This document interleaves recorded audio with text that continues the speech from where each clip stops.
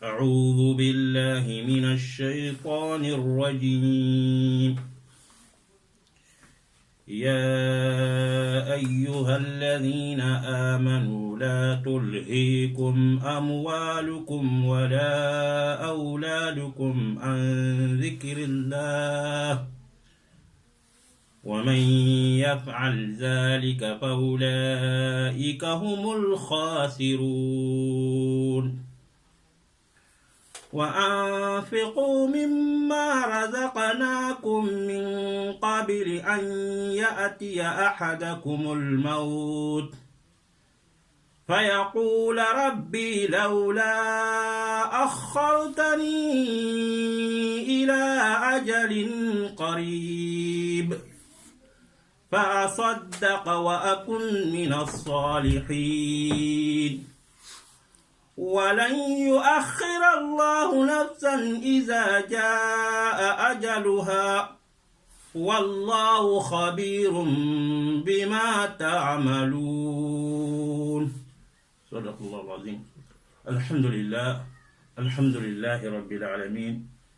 الحمد لله تيجين الله سبحانه وتعالى دعنا الله سبحانه وتعالى كيبي تيجي كمنينغني مامي كمنينغني كوفي كمنينغني ويلا تيغنا ويلا مامنا ويلا كوفنا الله كيبي فنن جراكو دanga no yumputu na saharo sufunga na wakati kinoya oga tahunu na king Allah subhanahu wa ta'ala pinga oga kharanga menaga maremu digamela wasi putina na wasi gilono ono mawdu begeri katta khay lenki modo sepi yimme begeri katta khay lenki sepi yimme ke ga sefene fokam ma fokebe ago maga yebi yebe tampi o gari raga na yebi yebe na sangate akhane kanginga akhane jamanga akhane hadimre men migatin wi angir mugatin wi gatin hadimre men wi katiru wi kita na gar waqti kita hadimre me angana wi kita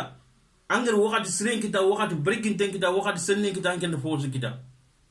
okhram mo muluna masla khana kenya kamalenki ageni qima bega waqtinga khairi bega waqtinga ado khadimre menga khatinga angan ka watangal mo ko be angan ka waragal mo ko be angan ka golnya mo ko be angan ka sikanga khatinga mo ko be angan ka anga khatinga economy mo ko be okhram mo muluna masla khana kenya kama wonto digamen gilo no okhram mo danga oy digamen kinne kharam mo ko be ga digamul khala lenki an okhram mo Sheikh Abu Bakr Harun Bakili atu inten khadanga khaytu nan qotinga kharam mo be gani ontu kon kata Allah komesutu asan kunte dallai ka o kharam mo gani o to ananyani o gesunda nanyani o yalla nyaga Allah ganna tawfiq nyogo dadanga ari ke balu ngenyani balu san kunte tisresu wala nyagana akhiringa Allah subhanahu wa ta'ala ganna tawfiqnya okhram mo danga oytno waxlam da fal yatafaddal mashkura. Bismillahir rahmanir rahim. Alhamdulillahi rabbil alamin wassalatu wassalamu ala ashrafil mursalin sayyidina wa habibina wa nabiyina Muhammadin sallallahu alayhi wa ala alihi wa sahbihi ajma'in wa tabi'ina lahum bi ihsanin ila yawmiddin amma ba'du. السلام عليكم ورحمة الله وبركاته. وعليكم السلام ورحمة الله وبركاته. ودا سونين كلمة جكوني سونين كان كمكانا سونين كلمة فوترونغاي ودا آخر مرورا جمو مرود ورود واموره. خير كوبني قد تكونوا كارنا شيخ سيمبرا شيخ سامبو فوفنا. الله كنا ودا خاصو الحال مترون نور خاجير كنده أدولي ماننكاهو الله كنا سبتة كمان الله كنا لغريسرو كيك هذا تواضع من الشيخ شيخ سامبو فوفنا كانوا دموعين خينا شيخ نغل شيخ ندوا مخيانك كان في الشيخ خوري أنا قد تكون كارا ما شاء الله agara kebe ko agana safi men ganya kebe kam kenni valeur be ga waxatinga qima be ga waxatinga muslimen breke no o mulo na folo mane ko kenga na tokoti wakati an ko kholle ken qolle labuda anna afaga fo aga nafana duna ana nafa lahara yo ha qolle ke angana afaga fo fumbi be aga nafa futun katanga duna se fe mer lahara ke manante nafa futun katanga na tokoto duna suroye salahu dunya fi salahi din dina duna suroye duna dimbire ke suroye anangom wana lingon danga yana dina suroye nonya dina ngana suron duna kana suron duna dimbire kana suron yo lahara kha akha suroye yana fi salahihima salahu al-akhirati fi salahihima lahara suroye abire mo ko posire anyanati dinan do duna gana sirwa na tokoto lahara mazra'atu duna na tokoto duna mazra'atu al-akhirah duna na lahara soxantenya yo soxante ke gana sirwani anna kota na fanketan dono naam waxati nga akhini silama ko no hamminta ko fo khor ya danga muslima sum patanta ana waxati kenya itreme be araga ananya yitia ana lornde nyano ko ana fo lorono fumbe araga na fankitana duna ado lahara amma kay waxati ngam ma bonondi ti fo ya fumbe be gante nafar ne katte duna do lahara amma do e waxati lo fo xa fumbe aga shukuna bak Allah finko nga shukuna bak Allah mbatu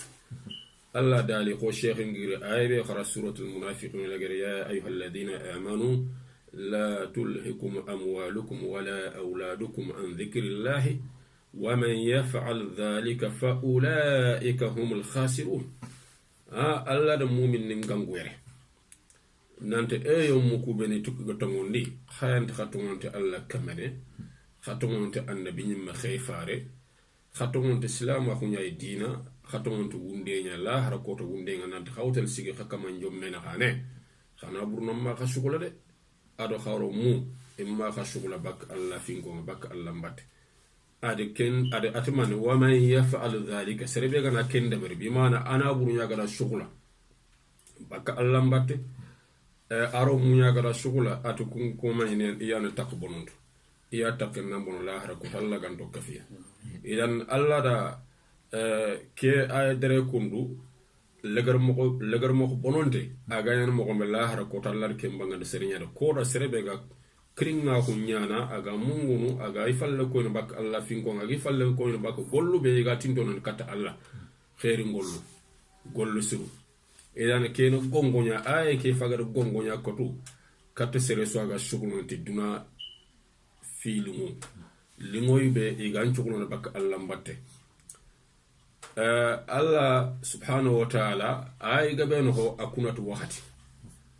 tuwalon kaw ko nante Allah anta kunanto fo gantat fumbe na fanya gaay qima nya gaay valeur nya gaay wal asr innal insana lafi khusr illa alladhina amanu wa amilus salihati wa tawasaw bil haqq wa tawasaw bis sabr tuwalonti wakati akafini gele nema khor nyaiba nema nimpo khorone na tokoti wakati ndo dingira wakati do dingira ko no hollo filibe hada mo menga breno ko ga gollu nde breno angana golle o golla anga ko to golle so de berno golle ka nyana wakati ano anga ko to golle so de berni anyana dingira anka Allah to golle de berno ga nyana wakati ncella Allah ndo golle de berna ganyana dingiran cella Allah kala kellan tianwa ndir ke ngayana mo gobe antay donc kembre Allah kuna to wakati ngaga no ku fo khoro fi lagra dingirando wakati kunu gele Allah tege fo no po wuri gintonya donc Allah kuna to takhande bana aga no wakati wal asr innal insana lafi khusr donc akuna to wakati nyai nanda hadamare men ci takbo asu ada hadamare men jogal insana jins ada suwa ko ata su takmo yo kha ar bahan kal murayat illa alladhina amanu wa amilu salihati wa tawasaw bil haqqi wa tawasaw bis sabr kena bremo gompo timmante an ke ay ga ko muslimin ngan khawna bremo khombe na tokoti kubeni ilaga itake ngando bonal khiaman chan kota alla fagal kunya bagandi ana serebeni igani birenga gana sigindi fi khoro nakata kama taxadu khoro nakati sere so gani biren cigindi ken kamma anken de kafini gale tak bononto ana man kunta xadu khoro no manne ana li imanu billahi na ntongonti alla ado na gol surun debere al imanu billahi wal amal salih al imanu billahi wal amal salih ku taxadu khoro filli sikanina manne na me nyamerti tongu na me nyamer tong na me de ma tong nga sik mo xombe na xatane mané na nchabari kusu kama bi mana angana tantongonte alla la buda tora nyadlinwa ntongonte alla tora ntere ndamba dan gare wo kemuran mo tongonde nan tango tongu nya sigini ko fon noko ango tongu nya sigini debe noko ango tongu nya sigini fabangan noko kabane ke noko khabila noko a tora nyadlin anga ton ko ngona sura barado tora yono donc man nan chabere kenyani agati watawaso be sabr agara ku bi mana tongondi endo gol surundo tongun cigi nempalle yo ata ha xanan chabere ku sigi ndenkam donc sero so agani bire cigi ku kamma awreni anke nyande kafino tak bonondo dunkon akhini ona to xarinanti waxate qima be gaay kene alla di annabi ni menya mer nan tagana bak betiye an tampe kat betiye tan fa idha faragta fansab ila rabbika farghab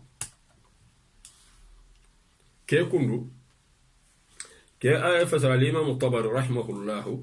ta'ala atitu wono me wali ke ay fasalenga khadiga mun ci diga ngabuga be ko diga mun po sahaban dengene kebe kenne serebe ni gati alla di annabi ni menga ada nyamari sallallahu alaihi wasallam nanti ani dura ko enya bi mana gani aga shukulatu golle kengnya golle swa ken golle gana nya ga do sukula aga nay bak ken golle fara ko nya ga ma dura ko nya ga ma ta golle tan ganta maka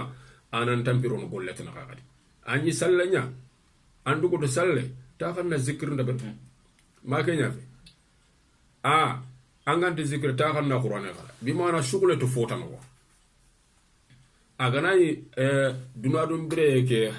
ho golle wala fota na kinga man chukula anta fofo so magata ko kundu angat na masalan ka fude ber wala ngata ko na emission ka fofay kenni ampaga wakati kete nya bonon ngum bona wakati fo kete ya silama ko muslimin bire ke no bawna la taman wal akhiratu khayrun wa abqa la hara ayam posu ayan tokhina anga kotuna khairi swake de duna nako khairi ke khempanyane bawna duna yime nyamena donc agat la haram posu duna awreni sugolatu gollu be ina fanya gaddu mene aganya ndaga sababu anga tel khairi kitete la har bawna duna ke nyamena makata ngo sugulen to fo nyamantenga anga fo duma tanya tokono duna nyamana la har ke la harana fo uruginte ayan to khiri mel mo gona hakkilante nga fo nyamante nya suganin fo dumante kamma hakkilante sun kende bar kayna gat wal akhiratu khayrun wa abqa yan ona tunanta wakati ahammin tahu ado fo go sitin me haqiqa yo go sitin me tongu yo go sitin me kempo ser surande ken nakarni ken man agna kalle serenti kar wakati tu kalle arina kandi ma serento donc madama ganda kalle wakati ndu arina kandi ngra arina kammo kangala hala kamantatu awla na ngati ke maha bonondo an ngati ke ro fo kalle ngana irini fumbe ganda fan taban o matanna ro fo fumbe ganda na fan fumbe ganda fan ro kenyai ananda fa duna ananda fa lahara wa kalle ngana irini na nguta kam ko sheikh ngira aye ke be kharasa sa aye ku fil be khara wa anfiqu mimma razaqnakum min qabl an ya'ti ahadakum al-maut فيقول ربي لولا أخرتني إلى أجل قريب فأصدق وأكون من الصالحين كن سربي أغنى فارتي وقتين سرسوا أغنى فارتي نيغدان كيتا أنغا دفون تاكون دبري وقتي نيامغا تنيامغا الله تنكي نانغا أدام ويمبود أدا سحن كنان أنك مكين غتمارو فو أغنى ففوتن كتنغ الخيوان جانكو كالنغ ناري كالنغ سيغانيا خونتا convocation غري كوتاسو كيسفان مكياكم Allah tamala wa anfiqu mimma razaqnakum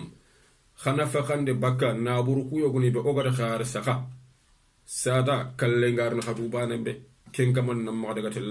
rabbi laula akhartani ila ajalin qaribin kam yalla nga nindugo ne katu sulaiman har ko ta bane delenkini ngata ko e delenkini khaso delenkini fa asaddaqa wa akunu min as-salihin nasir min kana yakfini rasul allah tamana serbe ga ken wata da gare wala yu akhir allah nafsan allah ken kam nyara du kam kalle malaika nar sigan kam mo ko mo daga ay police alli nanati mo ko police alli nan mo ko mo keto ba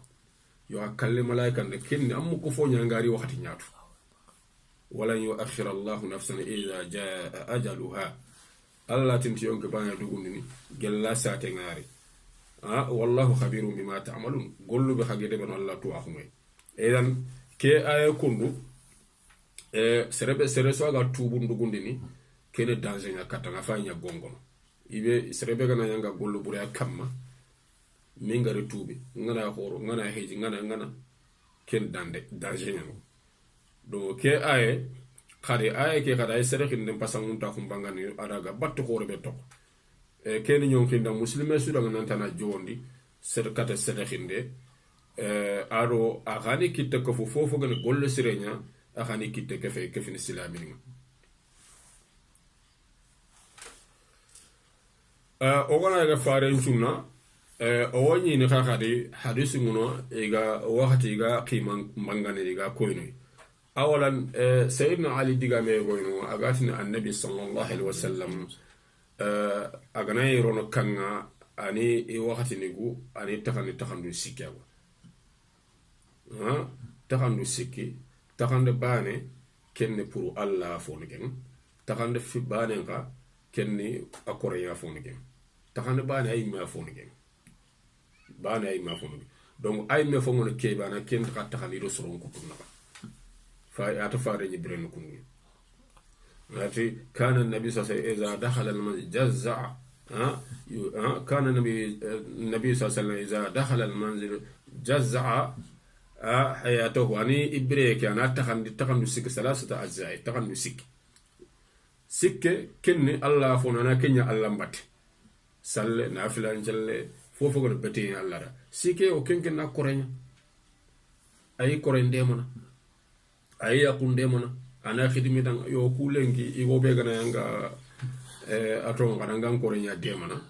anga nya kenya demana kangol mu ya ko ko itin mana kan ya harun ko ya ko ya harun ko la ya harun ko ma ko fe annabi nya de berum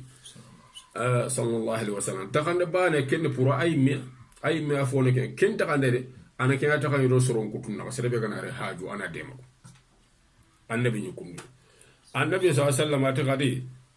نعمتان مغبون فيهما كثير من الناس الصحة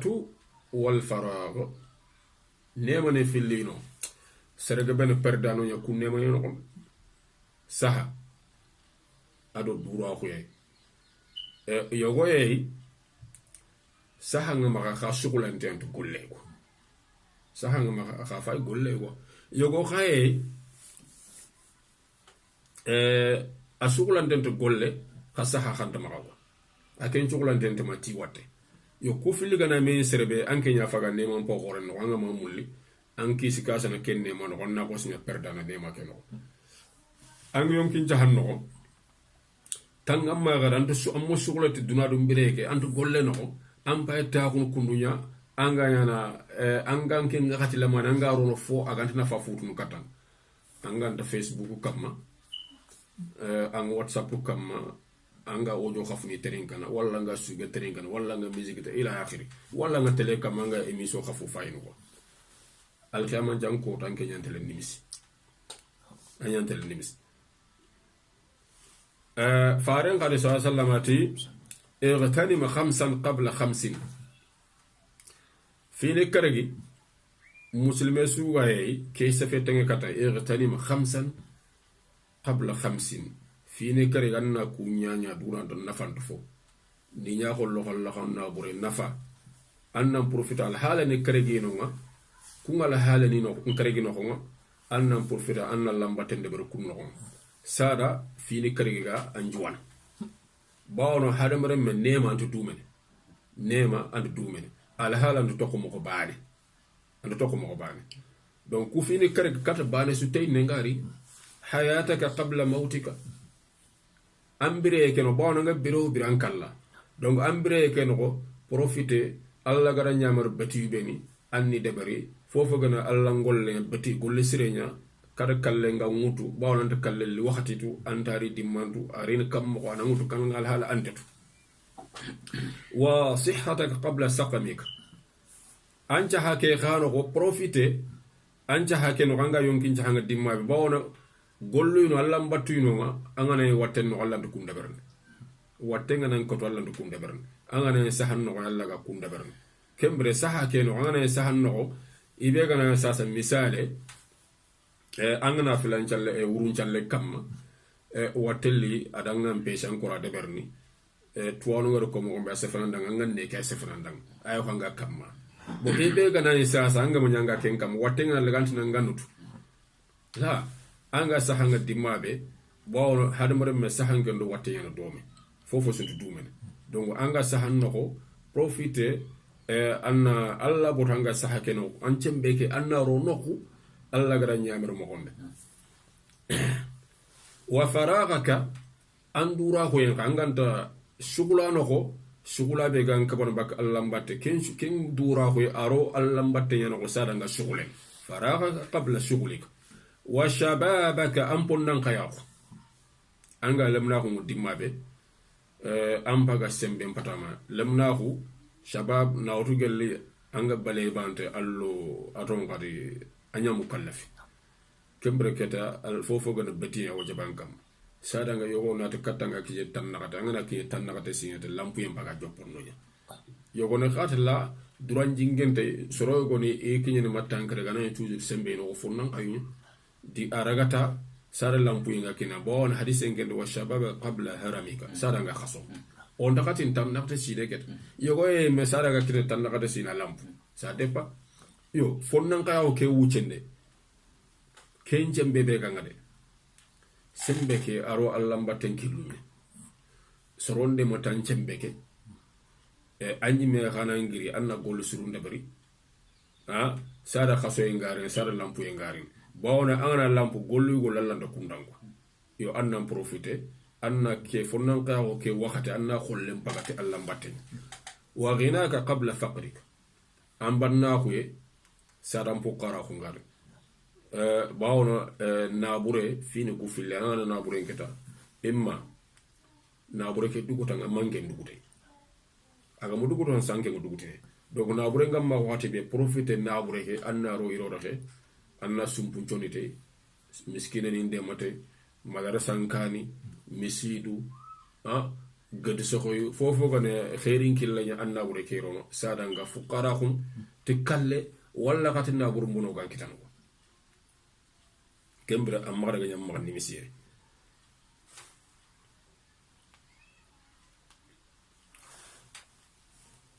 ari hadisen kale agonya merni nanti ona jowondi ona wakati ona profite wakati no ona golle surna mana sedekhin dun dabari sada wakati garini sedekhin mo ko raganta khanyana maga farent ma sallam tasaddaqu qabla an la tasaddaqu ataka sedekhin sada wakati garin kharaganta sedekhin din farengar kenko saibeni jopo yogoye dinar bana gamma dirham bana gamma serfu ko yankatu lanyara sedekhan ke makana haragana ko hari gari hadise mo gari hadise nan tasaddaqu law bi shiq tamrat sadaqin haragana tamrakete do en ro asenga nga sadaqi de ro asenga nga sadaqi mahano sadaqin dan monetir ad khalse ya tirinda serella wa 100 euro sadaqi ni kena 10 euro sadaqi 10 euro gumen na fume baraje kenni gella ganani 10 euro gume aya sadaqa ke agar debarta la khalse nga mahana ko 100 euro gume 100 euro gume ke gana gadi khallen jergantina jakkiya donc di woro gumen dangi farent man atala atiyanna ala an-nas zamanun yatufu ar-rajulu fihi bi sadaqati min adh-dhahab thumma la yajidu ahadan ya'khudha minhu atiki worini kenu dun la garanya ke worini anna serenya walla adi kangendi khalsu kullenga yile na gamu ina sere serentar kan bo na buru nyango bon kenga ati kenki ngana ran serenya walla yugo bane tanna kata ya kada gada bat iga khalifa ne geli gul loxe donc idan serege ne sada serege wati nga dangina ma kata gampirni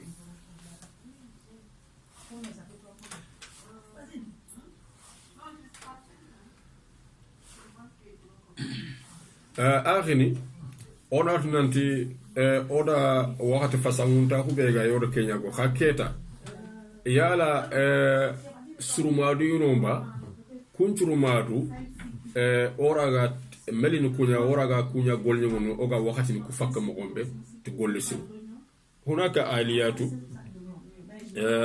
liqtinam alwaqt surumadu yogo yinonga oraga profitene tu kunchurumadu oga wakati mpaka to golle siru aygal kunchurumadu al iktharu min dhikrillahi ta'ala na goboni nenya gelle Allah fin konge ora nanti killancu fo khore kudo oraga wakati oraga fakka na wakati kay tiramundi kenn kanni agan Allah fin konge Allah fin konge ana galle batu yinsu sus fo ne silami sura meline wakati ndambesu Allah fin konge certain ta bata nanti ankata Allah fin konge ke wakati Allah nda Allah fin konge ke wakati ke wakati mu manchu susu wonte Allah fin konge nda masala angana beti ku fasa salle wakati go Allah nda sallim ma kenya ondo do har farlanje har na fele game wakati no Allah nda sallini yo masala jakka Allah jakka mbagal wakati sugal lingandanga la Allah nda bawno gelloga ati jakka ngo jaban naburu mais foko agada nisaw bobe foko sinen kana nyilla kama yo alna Allah fin konanta kuna yirde bernanda Allah to ko kamanga Allah tigando so fonko kendo wakati melintendeme ado wakati melintendeme Allahumma gantata yitanga na joxe Allah to konko kemba na khasella kemba an jokunde an girnde an ta kunde Allah fin kongo batiyani ado dingira yetundendeme ado wakati melintendeme abarajen kago gabagabene Allah tamana fadhkuruni adhkurukum washkuruli wala takfuruni khalinki Allah fingon kana khafingo barajinde khadin ku fa khamarin bisrin Allah tuwarunti mata al-Hasan al-Basriyati duna bito sikya biro ko siki daru aro khumbena do lenki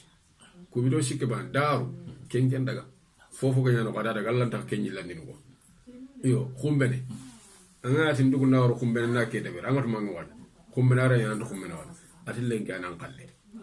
o wa kota be lenki aga lenki o fono lenki donc angar kota be profitan na gol surna barkem kota no ko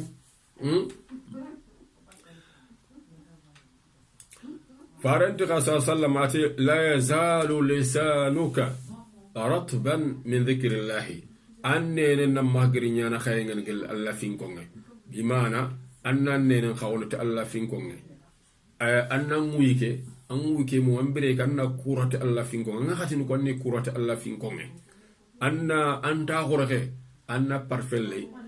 أبارفل نياماني الله فينكم ذكر الله أبارفل نياكيني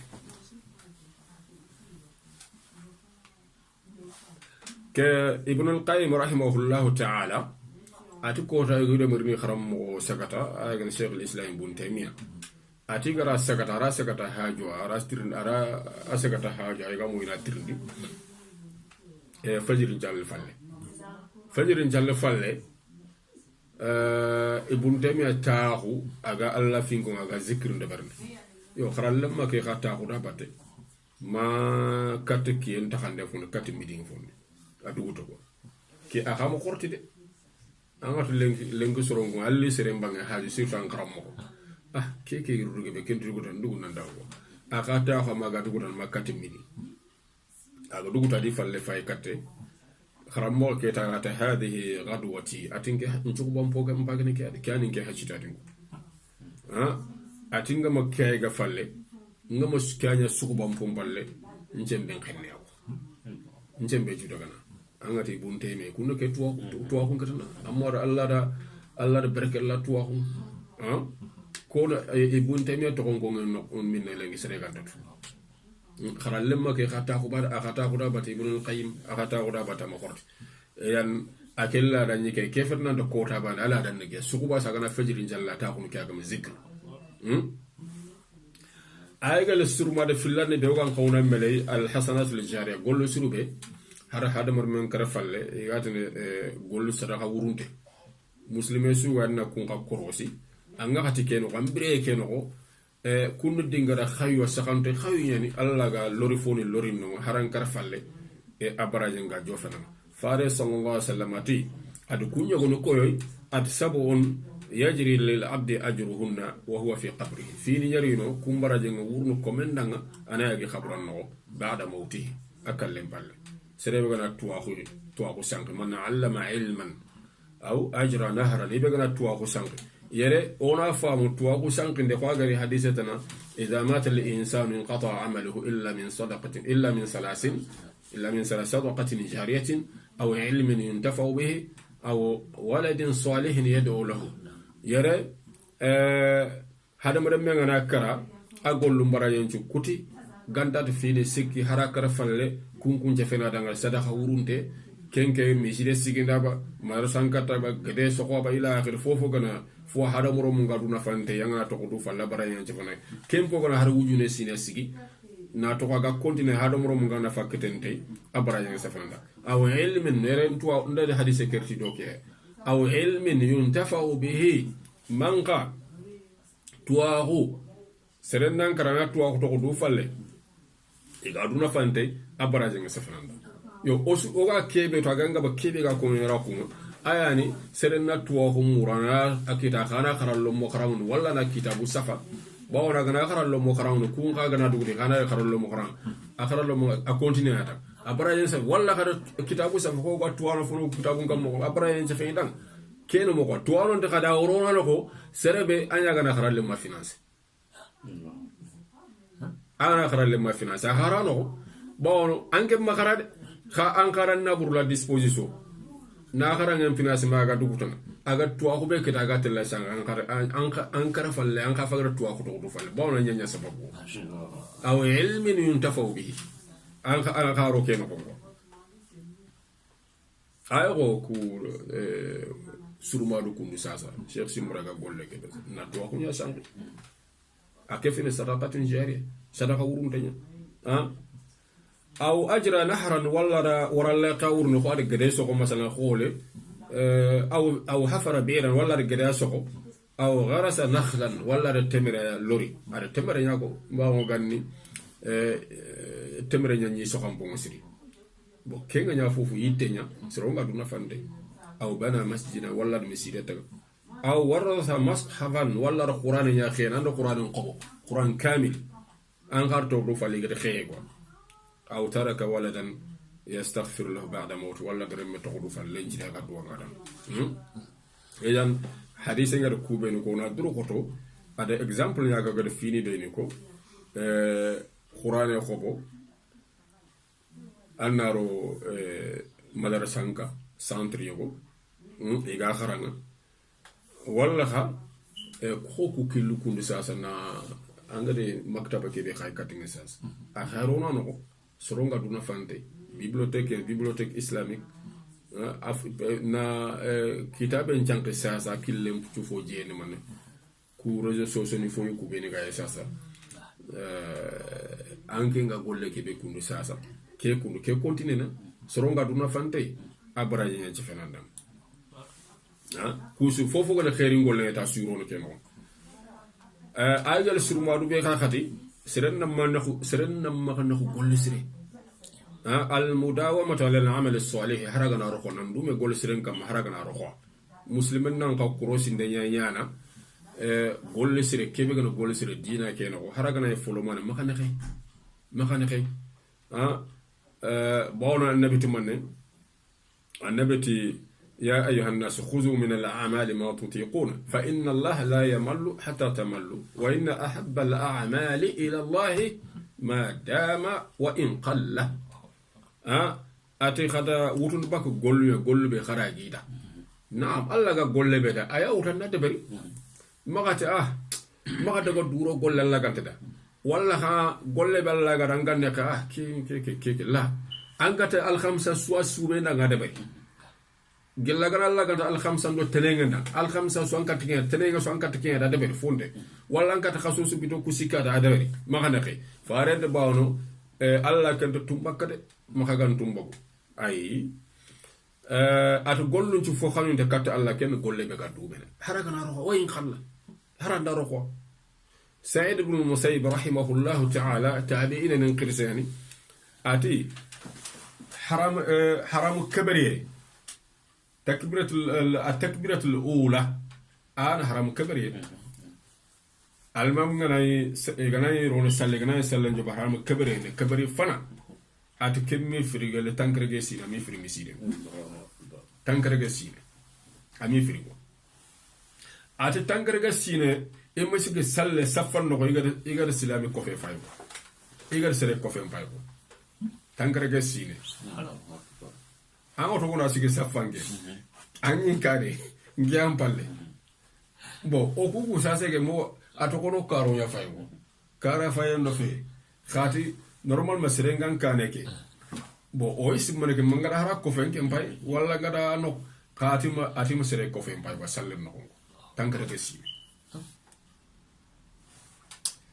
angatu ogana kufa sa se otina yala keto esko hawal janna kitano ha angana ikunda ku goldu fay sasa anna kosna antina oku kungu bo ketake gelalla gana inu kha oro kuna ga barangodi na buru tangarege sine kabre sal haram kabre ma firi anyana jonya miside no في سكان ولا في نقطة نبي أجن السرمادة بي أوغان قونا ملكين أنا دكتور السري التسويف تجنب التسويف كين قبل من نكارا يا سيدي قول سرين جات ساتن مينغا توبي ولا مينغا ركي قول سرين مينغا أونا لا تبكين na fon chata gol siren chata wala na tubun chata sata poison yan posne nyane aga wurnu muslimen breke no gongo anga mamula anam bonon dina ko a faga nyontono bak gol sur ndebernde aga ncha ko no kata gol buro ndebernde bawo ne be gana aga gol buro kamma ana tubu ka sata de minga baga no mbakka no lin tubi aw me aga na sede makalle nga ite ser suha gana daga ke sata de nyano ko kalle nyana mutano angana daga tubun chata ne nyano ko kalle nyana mutano bawo setana faga marsan ابن القيم أتي رحمه الله تعالى التسويف هو آفة تدمر الوقت أتي ساتان دي قول سيرنا ساتا من غرا دبري أتي كن واتياني ليبوان ولا واتيانا غا وقتي غا بورجنا غا بونون وتقتل العمر أنا وين يكرنوا وين يمنا يوخاتي كي للأسف سنون بوغوري silamu gabe lengi kenyengi ma ko tagu manje ko kenyani rakungu kenyani rakungu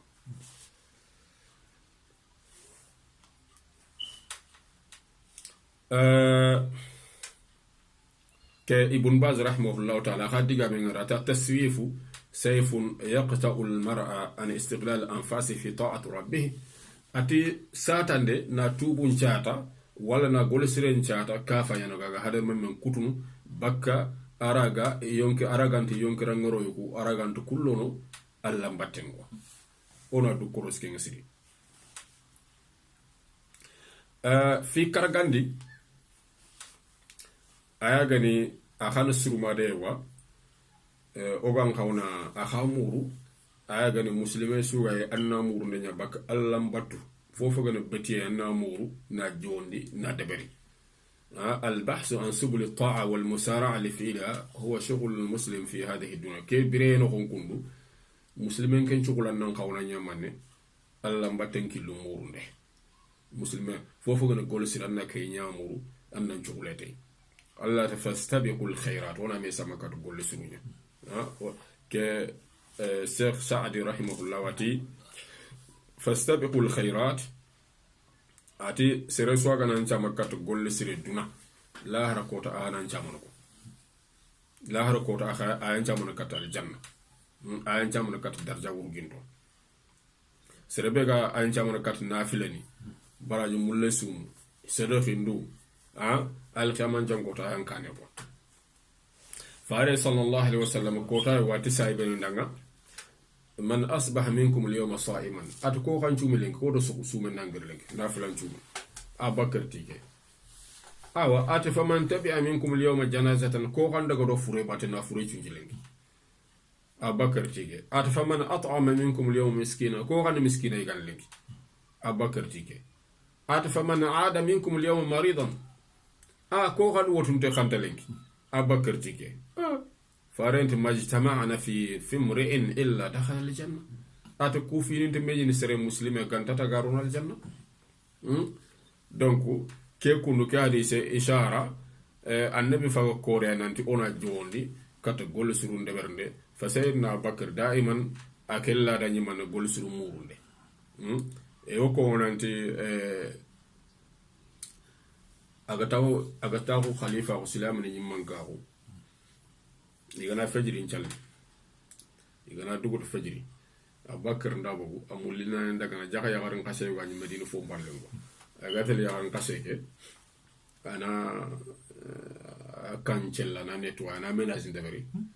ana tammission kamu ana yigande ndebrada ana golun ci debara prana dawo yo kota bane seydna moru ar korosi gana salle gana imanta bakar wala dispari go ante wala kota bana ka ko samulin korosi aga tele no ko bego ala wora aga tengene kayo bakar ke maro ka umura ya xeni arono aday gollo de bere ko lada silami ni mangi na daga menage de bere silami ni kris bal wata premier ministre daga menage de bere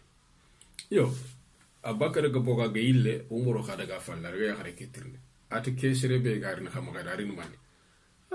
ti kede aganari bo andu wor koy ke ga mo be ya faga ne ranta fofo dango aganari ani gollu ci de ani kam menage de na yer sun nettoyer ani tamison qabu ni gande de bere bo anada umur taw ga wunu ati ranta xare ga na bakir ati ranta xare ga nay cenga no gamene ko xandu ge ro ku no ke anga ken de berno imagine nkenga ga bal wala nkenga ya fera wala soroma anga anka gir france ga anda ambassadeur annaga yakharen kasse go wor fonkara tampinte go anna bore go anna joxu man ana tantu kan de me bilte ke kante la ni la harad gelanga mo xorto bilte ke anga na entele ka xarantu mul serere ngol bawna gangabe yogo ya gol sire de bra ga mo ko soro ni worwa ina to kat yo bakar ke manya mul serere ni wori ani mo kunta daga nawo yo silamini saibani ikulla dani kenya gol sire nga katenti killesu ina grina ga de bra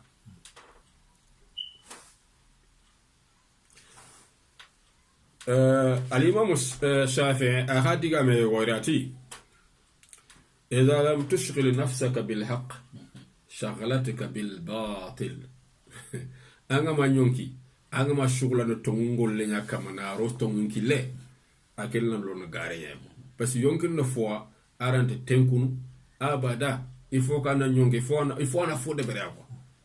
أنا ما رون خيرين كله تونغو كله عندنا لانكو ترحم donc il faut na ro wajibi il faut na ro il faut akel na fo de berago il faut na fo de berago bawno e to wakati ne ku hada mere wakati no manne hada mere nga break mu man ton wakati hada mere break mu man donc wakati anoko na burundelle yaw na burundelle julandam ko jula na burundelle nga na nyama ka est ce que no ro fois agante na fa tono kitene la donc an kana burunde la wakati kenan na burunde la yaro fumbe ga tono litina ka tono ke ni minna tono ke la hara donc an na na bur an wakati ke ro fois an wi ke mu manga do ro fois an ga do gol sunu ya de bere la hara na takke kita khanga na ro fo aganta na fa futu ni kata na burunde le kan da borom ko jula ngana ga yokel lo fo aganta tono futu ni kate mo gombe wa kan oda kana sigere hikma yo yere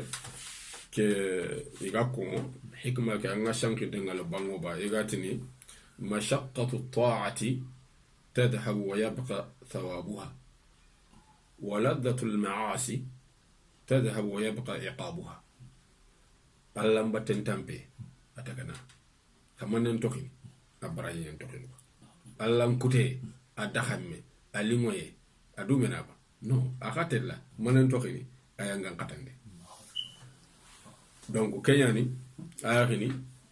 Allah mkute agalingo lingo ucheke ba ngano ko banant angana bagano ko daga anna ko nimisi yo manen ndukuno junubu nyana ndukuno ya ngan katena ndu Allah kute Allah mbatte ago koto ntangano ko nyene angana bagano ko antuma yo xamane ndoxinu aparaje donc wona kendu bane on xawa Allah mbatte ngo koto tabane Allah ke mo fo muram nan tan na dabere gefati Allah ga danga Allah ganta fofo har gollu beni ke menen ngadi farlan kuto kam khote nga daga nyan nokus li nga daga magal bokore to ngoda salle anga ma sella la ganta siginta tan nan ta kun tan jalli Allah ta kun tan nan chokun tan jalli sume anga ma sella tan nan anga na sella nitugo Allah abada ngatte ngay me tan na tamun de bari salle kay mi anga na tere arakandu nakati atanna fillo salli kayani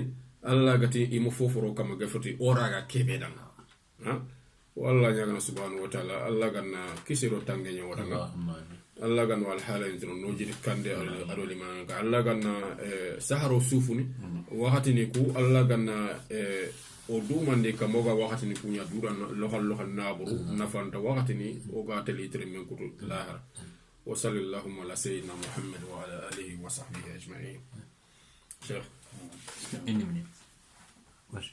الحمد لله رب العالمين